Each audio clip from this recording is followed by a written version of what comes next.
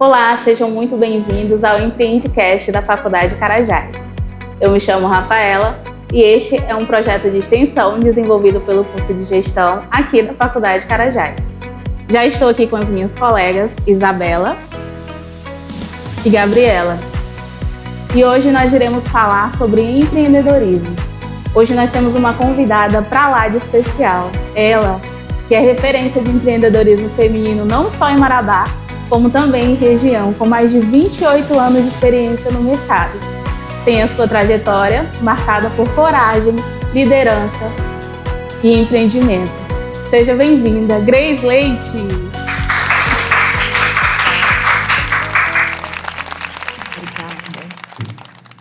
Nós gostaríamos de agradecer mais uma vez o aceite ao nosso convite, por você estar aqui para compartilhar um pouco mais sobre a sua jornada, né, nesse mundo de empreendedorismo.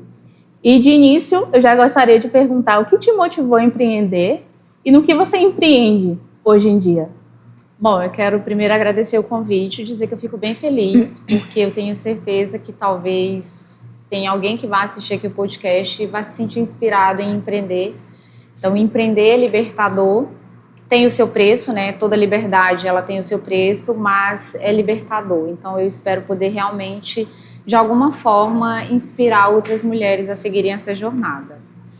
Bom, eu comecei a empreender, se eu for pensar ali na minha primeira atitude empreendedora, eu comecei a empreender, eu tinha, sei lá, uns 8, 9 anos de idade.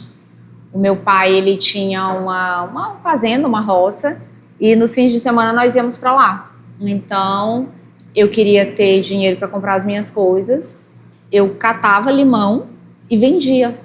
Então, ali já foi ali uma atitude empreendedora, né? Era algo ali que já estava ali despertando em mim. Obviamente que eu não tinha essa consciência. Hoje, quando eu olho para trás na minha jornada, eu vejo que isso já era um comportamento empreendedor, né? De ver uma oportunidade e como fazer isso virar realmente algo rentável para mim.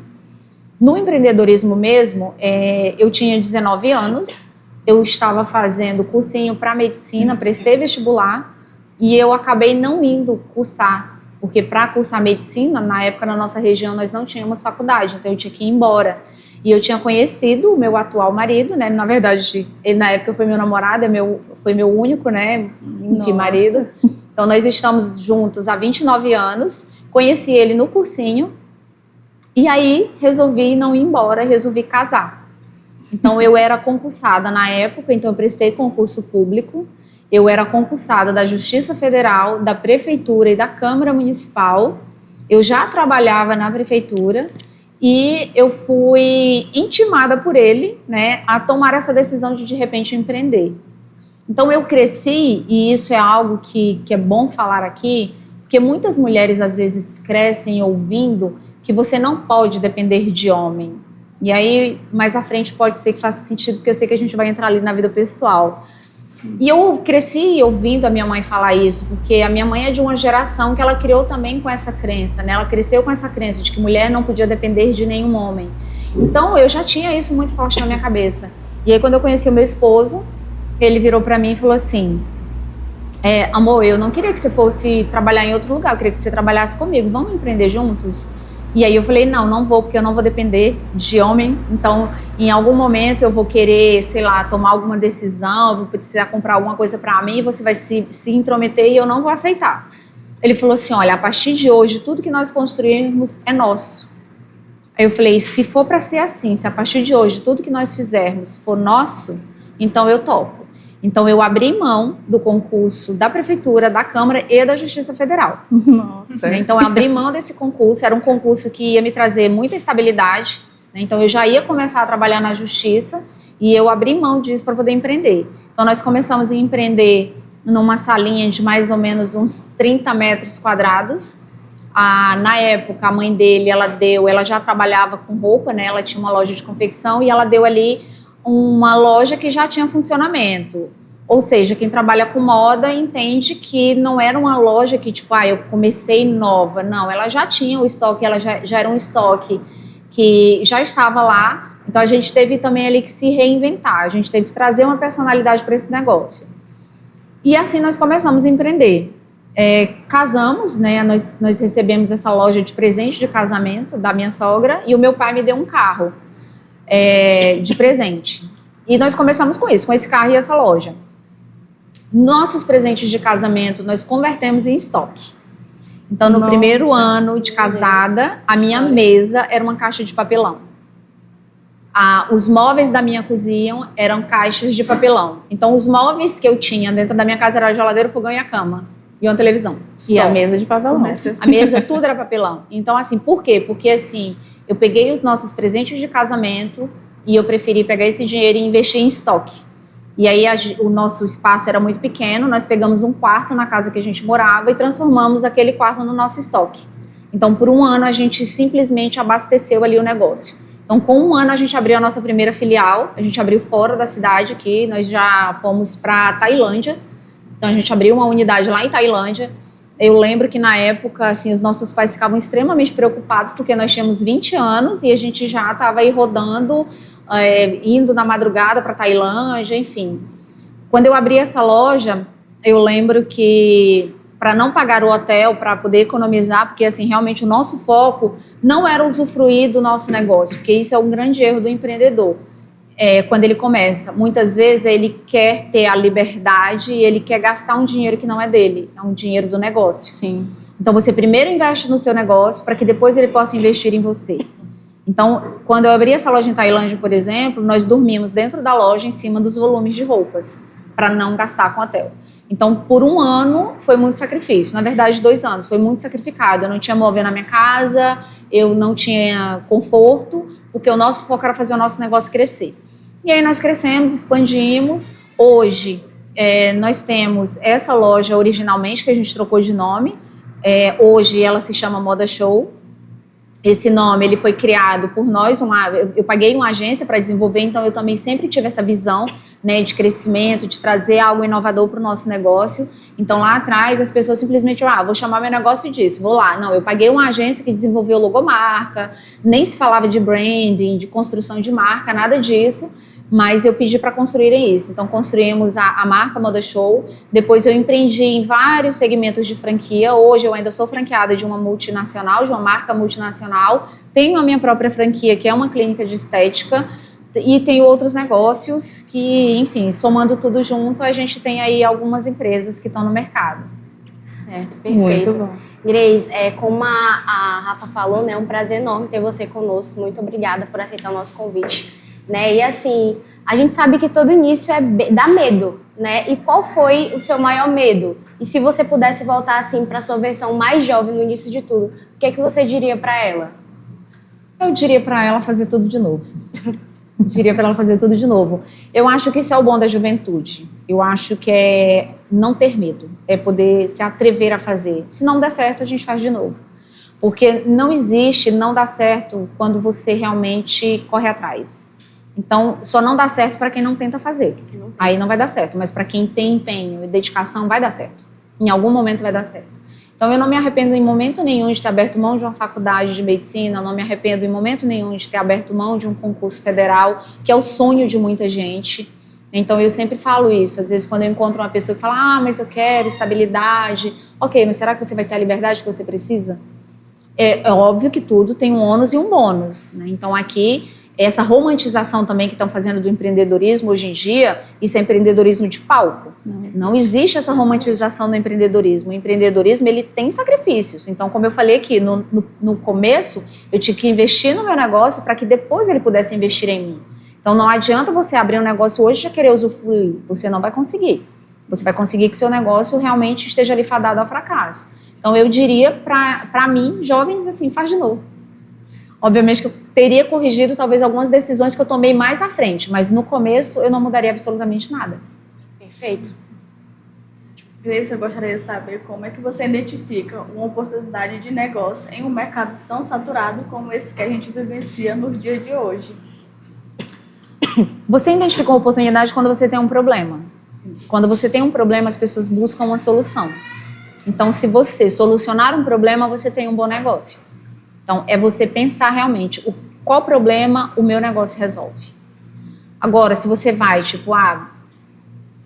acreditar muito ali no achismo. Então, você vê, às vezes, uma pessoa, você não conhece o bastidor, porque palco não é bastidor, E aí você acredita que aquilo ali é um negócio rentável, você não faz uma pesquisa de mercado, você não faz um estudo, e aí você decide, né, tira essa informação de qualquer lugar, eu vou empreender naquilo ali porque fulano está empreendendo e é muito bom.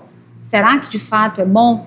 Então realmente você tem que fazer um projeto do seu negócio entendendo qual o problema meu negócio resolve. Quando você tem isso, você tem um bom negócio. Essa sua fala é muito importante, né? Porque hoje muitas pessoas se baseiam pelo empreendedorismo do outro, só que na vida real não é assim. A gente tem que montar uma estratégia, identificar oportunidades, ser algo rentável para você. Sim. Muito bem. E o que torna o teu negócio diferente dos concorrentes? Hoje, o que torna ele diferente, cada negócio tem sua particularidade. Então, cada um deles, a gente procura ter um diferencial em relação ao mercado. Quando eu abri a clínica de estética, por exemplo, o nosso foco foi democratizar o acesso à beleza. Porque na época o procedimento estético ainda era caro. Então nós queríamos que, por exemplo, a mulher que trabalha no balcão de uma farmácia, que ela é operadora de caixa de um supermercado, ela tivesse a oportunidade de se cuidar. Porque eu, como mulher, eu enxergo que quando você está com a sua autoestima em dia, você consegue mais resultados. Não adianta, às vezes, você falar que a aparência não importa, a aparência importa.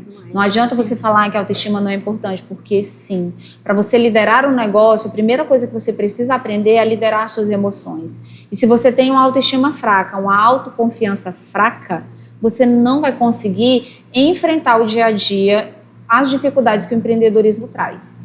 Então você precisa estar com isso muito fortalecido. Certo. A gente viu nos bastidores ali conversando com você que você já é uma líder exemplar, não tem nem o que falar, né? Mas assim, como é liderar para ti? O que é que você define a palavra líder, né? Tipo assim, como é que é estar à frente de tudo? Conta pra gente. Olha, liderar é você entender que você precisa fazer aquilo que precisa ser feito.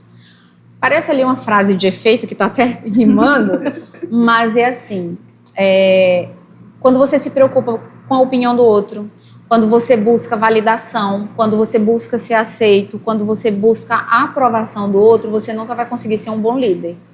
Porque o bom líder, ele precisa tomar decisões difíceis. E nem sempre essas decisões, elas vão agradar todo mundo. Então é óbvio que alguém nesse jogo vai ter alguma insatisfação. Então é óbvio que eu já tive funcionários que não ficaram satisfeitos com as decisões que eu tomei, mas era o melhor para o negócio. Então o líder, ele tem que ter um objetivo muito claro. O meu objetivo não é ser amada, o meu objetivo é fazer o meu negócio ser rentável e dar lucro. Então quantas pessoas dependem de mim? Quantas pessoas eu consigo empregar? Então quando você tem esse objetivo claro, você tem essa clareza, você tem essa autoconfiança, você não precisa dessa validação externa, você não está ali só por ego, você consegue realmente ser um bom líder. Então, eu digo que, assim, houve, em algum momento, uma perca da essência do que, de fato, é um líder. É porque as pessoas começaram a falar muito que o líder é aquele que ouve muito, né, que é muito empático, e aí as pessoas confundem o que, de fato, é empatia. E, obviamente, que a escuta ativa é uma qualidade de um bom líder. Mas a gente não pode esquecer que, em algum momento, ele vai precisar tomar uma decisão difícil, e essa decisão difícil, muitas vezes, não é o que você gostaria de ouvir. Tivemos a pandemia, que foi algo que movimentou o mundo todo, um momento de crise, onde vários empreendedores tiveram bastante dificuldade em empreender com seu negócio, seguir com seu negócio, e para alguns já foi muito mais viável, devido a ter precisado se reinventar. Como é que você utiliza essas ferramentas para se manter motivado em momento de crise? Suas estratégias? Mentalidade. A primeira coisa que você tem que trabalhar é a sua mentalidade. Eu acredito que, assim como todo mundo, num primeiro momento da pandemia, todo mundo pensou que era o apocalipse, né? Era o final do mundo. Então, num primeiro momento, quando eu reuni o meu time para falar para eles que eu ia ter que fechar as lojas, foi um momento de comoção geral, né? Tanto eu quanto eles nos emocionamos bastante. E outro dia mesmo eu falava isso numa reunião com eles, que eu sou muito grata àquela equipe que naquela época esteve comigo durante a pandemia, porque eles foram muito compreensíveis e muito parceiros. Então eu cheguei para eles, e aí nesse momento é preciso que você realmente seja muito sincero e transparente com o seu time. Eu falei o que eu sabia da pandemia, eu não sabia absolutamente nada, eu não sabia como que ia ficar aquele cenário. Então eu abri para eles, não sabemos como tudo vai ficar, mas da minha parte eu vou fazer o meu melhor.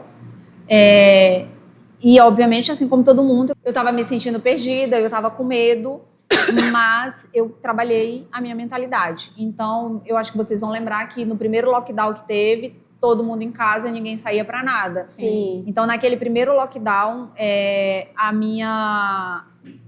o meu primeiro sentimento foi um sentimento de fuga. Então, eu fugi daquela realidade. Então, era um medo absurdo.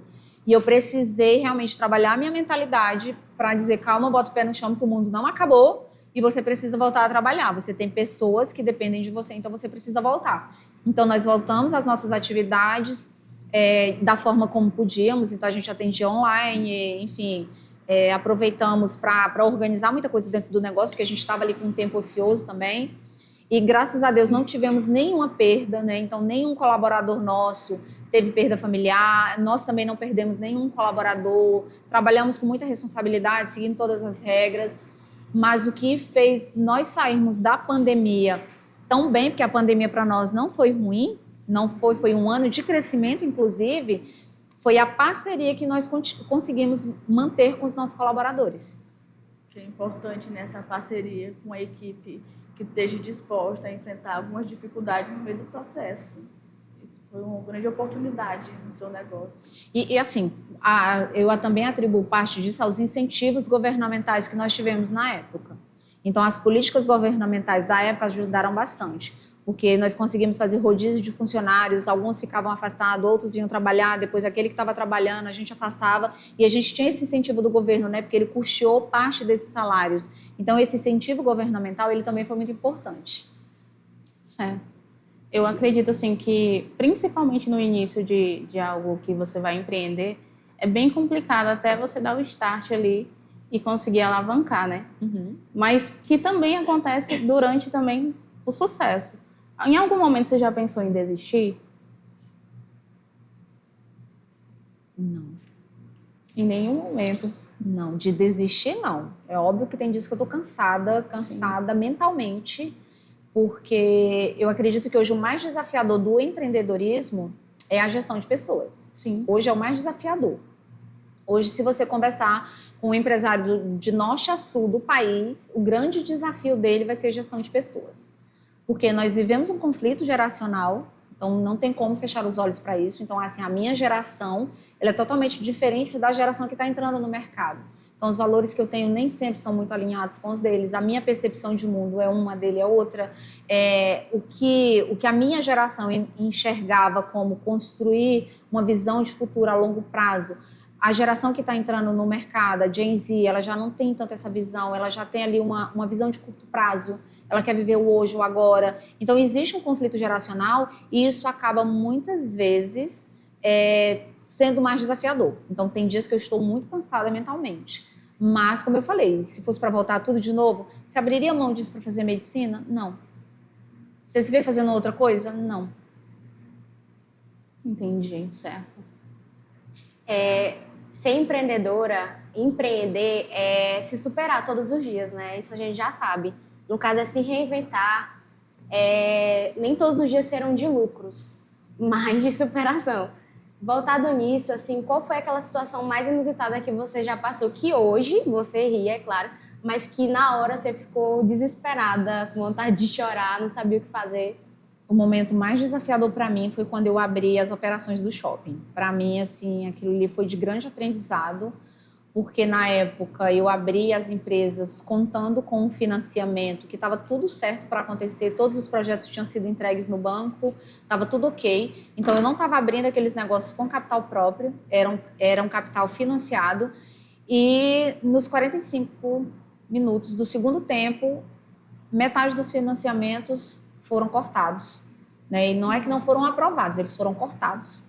E aí eu me vi numa situação que, assim, eu não tinha mais como voltar atrás. Os negócios eles já estavam sendo implantados, então eu abri muitas operações no shopping e esse crescimento, ele não foi tão bem planejado no que tange as pessoas. Então eu não tinha as pessoas certas do meu lado, eu não tinha uma equipe preparada para poder assumir alguns cargos e isso foi muito desafiador para mim, muito desafiador mesmo, que eu tive que dar um passo para trás, sabe? Me reorganizar para poder voltar a crescer. Eu tive que fechar negócios que não eram tão rentáveis, porque Quando você tem uma alma muito empreendedora e sonhadora, você fica pensando assim, poxa, eu não quero fechar o negócio, né? Assim, é meio que como se fosse um filho. Mas chega um momento que você tem que tomar uma decisão. Você precisa, muitas vezes, soltar o anel para manter o dedo. Então, eu tive que abrir mão de alguns negócios que eu gostava, que eu era apaixonada, mas que não me davam lucro. E no final do mês, o que paga a conta é lucro, né? Não adianta dizer que é propósito, que é visão, nada disso. Que paga a conta no final do mês é lucro. Então, o foco de uma empresa, ele nunca pode fugir do lucro. Ele tem que se manter no lucro. Perfeito. Na sua visão, quais são os principais erros cometidos por empreendedores que estão iniciando no ramo e qual conselho você daria para essas pessoas que querem empreender? Eu acho que o principal erro hoje é não planejar o negócio antes e não investir no próprio conhecimento. Se você pegar aqui a grande maioria dos empresários da nossa própria cidade, você vai perceber que poucos investem no próprio conhecimento. Eles dizem que a equipe não se qualifica, mas ele é o primeiro que não se qualifica. Ele diz que a equipe não quer se desenvolver, mas ele é o primeiro que não busca um autodesenvolvimento. Então, para você poder ser um bom gestor, você precisa de conhecimento. E esse conhecimento não se limita a uma faculdade. Eu já fiz N cursos, eu tenho N formações. Por quê? Porque a cada dia eu quero ser uma líder melhor. Então, eu, em alguns momentos, me coloco na posição de ensinar, eu dou mentorias, né, consultorias, eu ajudo outras mulheres que querem empreender, mas para mim poder fazer isso, eu tenho que ter a humildade de sentar também para aprender. Então, eu constantemente estou investindo no meu conhecimento, para que eu possa entender de mercado, para que eu possa entender de todos os pilares do meu negócio. Porque o grande erro também é o empreendedor muitas vezes achar o seguinte, eu sou muito bom de marketing, então tá tudo certo. Mas você precisa conhecer de todos os pilares do seu negócio. Você precisa ser um generalista. Se você for especialista só numa determinada área, você não vai ter sucesso. Você precisa entender do seu negócio como um todo. Então, por mais que eu não domine recursos humanos, mas eu tenho que ter noção do que é tudo aquilo ali. Para quê? Para que eu possa delegar, para que eu possa acompanhar, para que eu possa tomar boas decisões. Eu posso não ser expert em marketing, mas eu tenho que entender para me poder ter uma reunião com a agência, para me poder contratar uma pessoa que vai trabalhar no meu marketing. Então, você precisa ser generalista naquilo que você é especialista. Então, qual que é a especialidade do empreendedor? É fazer o negócio dele dar certo, né? É fazer a gestão do negócio. Então, na gestão do meu negócio, eu tenho que ser generalista, porque eu preciso conhecer todos os pilares que podem ruir ali a estrutura da minha empresa. E na prática, assim, como é que é equilibrar essa vida pessoal, empreendedora, ser mãe, ser esposa? Como é que você... Qual o segredo que você nos Não dá? existe equilíbrio. Isso é uma falácia, né, que as pessoas vendem. Você precisa equilibrar todas as áreas da sua vida. Não existe equilíbrio, existe acordo, existe algo que eu chamo de balanceio. Então, assim, eu acho que a graça da vida é balancear. As batidas do nosso coração não correm num ritmo constante. Então, elas oscilam. Então, o balanceio, você imagina o seguinte. Vocês têm uma régua? Não. Não. Então, vamos lá. Me dá esse controle, por favor. Imagina o seguinte, eu tenho isso aqui. Para mim deixar esse controle equilibrado, eu preciso deixar ele bem centralizado aqui, ok? Certo. Então, para mim, imagina a vida profissional e a vida pessoal. E eu tô aqui no meio, porque eu tô equilibrada. Eu não tô fazendo nem bem feito minha vida pessoal e nem o meu trabalho. Então, eu acredito no balanceio. Em alguns momentos, eu vou precisar dar atenção para minha família, para minha vida pessoal. Em alguns momentos, eu vou dar atenção para o meu negócio. Então, o meu segredo é justamente esse. É balancear a minha gestão de vida. Então, em alguns momentos, o meu casamento precisa de mais atenção. Então, é no meu casamento que eu vou dar foco. Em alguns momentos, é a minha maternidade. Porque eu sempre falo, o meu melhor negócio, o meu maior empreendimento é a minha família. Então, eu acredito muito na família. E por isso que eu falei que ia fazer sentido em algum momento aquela questão das mulheres que cresceram achando que não tem que depender de homem. Isso não deve ser uma guerra do sexo. Isso é uma sociedade. Uma sociedade, para dar certo, ela precisa ser uma parceria. Então, se você começa a enxergar a pessoa que está do seu lado como um concorrente, não vai dar certo, né? Então, assim, tem que ser realmente esse sentimento de parceria. Então, hoje, para mim estar aqui, o meu esposo está em casa com a minha filha. Essa semana, eu estou numa semana que praticamente a gente não está se vendo. Hoje eu não almocei em casa, provavelmente vou chegar em casa, ele já vai estar quase dormindo. Ontem ele foi dormir, eu ainda fiquei trabalhando. Então, porque a gente está num momento e eu estou com um projeto que está exigindo isso de mim. Então, hoje o meu foco está no trabalho. Mas, em alguns momentos, eu dou foco total na minha família. Então, o segredo é balancear. Perfeito. Grace, a mão de obra nos dias de hoje está muito escassa. Como é que você consegue gerenciar essa demanda? Você tem alguma estratégia para conseguir mão de obra qualificada? Você segue algum padrão? Hoje eu tenho um processo de recrutamento e seleção que já é bem redondo, né? Então a gente faz esse recrutamento no mercado, faz as análises. Eu fiz várias formações, inclusive de analista comportamental. Então eu sou analista comportamental. Então quando é um cargo de liderança, quando é um cargo que vai trabalhar diretamente comigo, eu faço questão de passar a entrevista por mim, a não ser que eu realmente esteja numa viagem, num compromisso, que eu não consiga realmente de forma nenhuma. Aí a pessoa que trabalha no meu RH, ela faz essa entrevista. Mas quando é um cargo de liderança, que vai trabalhar mais próximo a mim, eu faço questão de fazer isso, porque eu preciso entender se essa pessoa ela tem os valores alinhados aos meus. Então, não é que existe certo e errado, não é que o que eu acredito está certo, mas se você não estiver olhando na mesma direção que eu estou olhando, nós não vamos conseguir ter resultados. Então, a gente precisa focar no objetivo comum. E para que você foque, você também precisa acreditar no que eu acredito. Porque se eu acredito em uma coisa e você acredita em outra, a nossa energia ela vai estar dispersa. E aí a gente não vai conseguir ter resultado. Importante isso. Perfeito.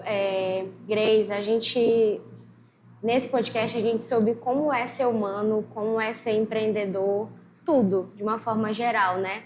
Então, assim, é muito gratificante para a gente, mais uma vez, ter você conosco, compartilhando a sua história, né? Uma história de vida, como é ser mãe, como é ser empreendedora, como é ser mulher, como é ter coragem, como é acreditar em si, na realidade, né?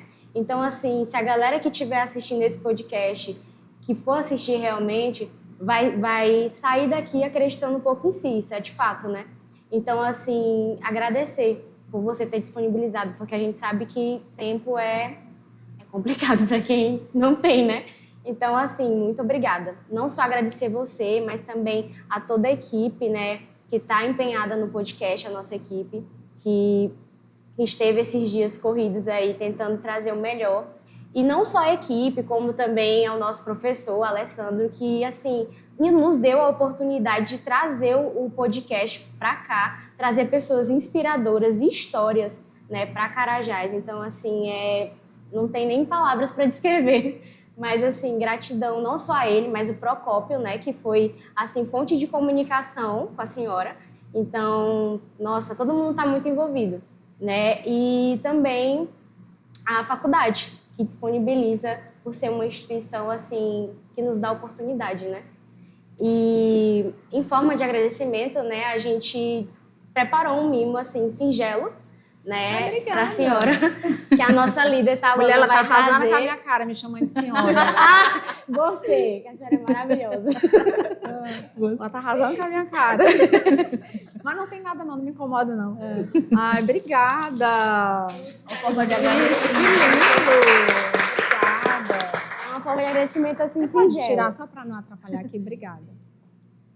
Bom, é isso. Eu quero agradecer o convite, eu quero deixar aqui para quem vai estar nos assistindo que esse é um projeto fantástico, simplesmente maravilhoso, porque, como eu falei, né, eu acredito que outras pessoas ouvindo, elas vão se inspirar, e eu espero plantar a sementinha do empreendedorismo, eu espero ter plantado no coração Com das certeza, duas, A minha né? já está germinando. Olha aí, ó. E quando eu cheguei, eu perguntei, né? E Sim. aí, vocês fazem faculdade, vocês querem empreender? Aí duas disseram que não, a gente quer ali. Então, assim, como eu falei, tudo tem um ônus e um bônus. É óbvio Sim. que, assim, não romantismo o empreendedorismo, você precisa tomar decisões difíceis. A liberdade, ela tem um preço caro, mas vale a pena.